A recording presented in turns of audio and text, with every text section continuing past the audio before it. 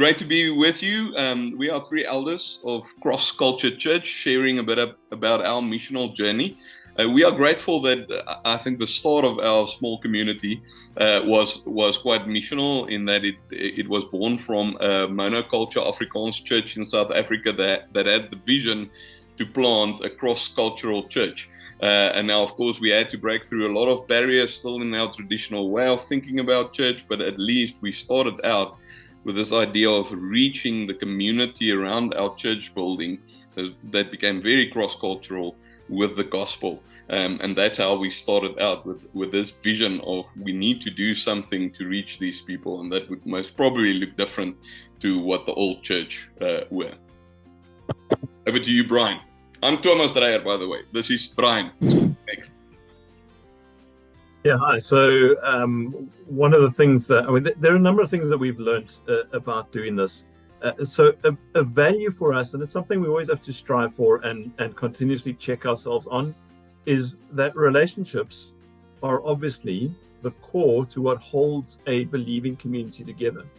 And so it's not about our programs, although we want to do things that are excellent because it honors the Lord.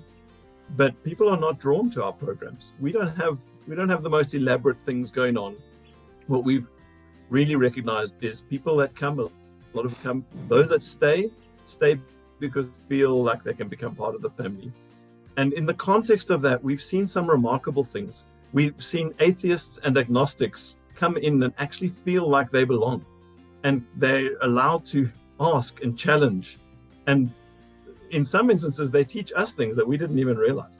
And that's just the Lord's grace as we're able to minister to those people and lead them to Christ and His mercy and His grace.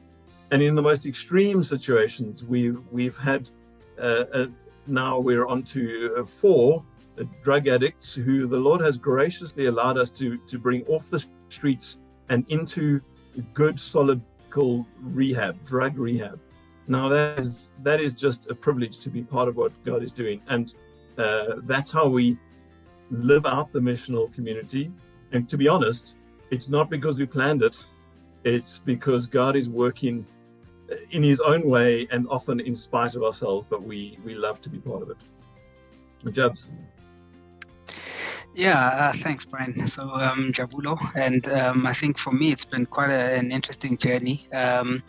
So I think one of the things that we are learning as well in this journey is that there's so many boundaries and barriers that exist, and it's a challenge to the vision that we have for the church.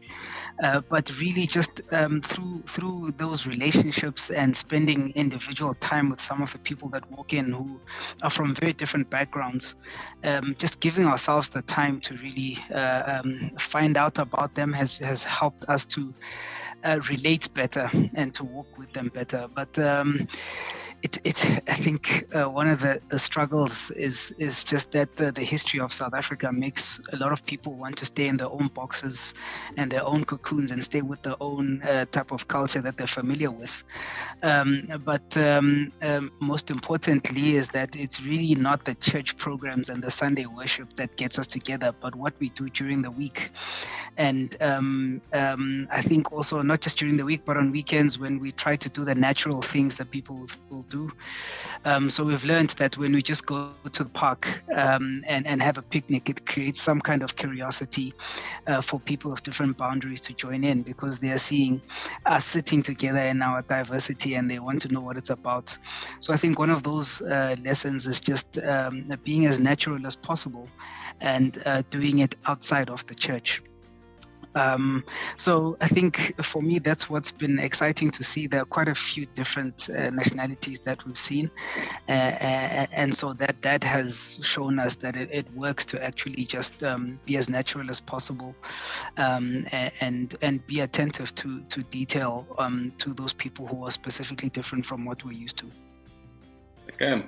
I think our time is open. Please pray for us. Over. Not open, our time is over.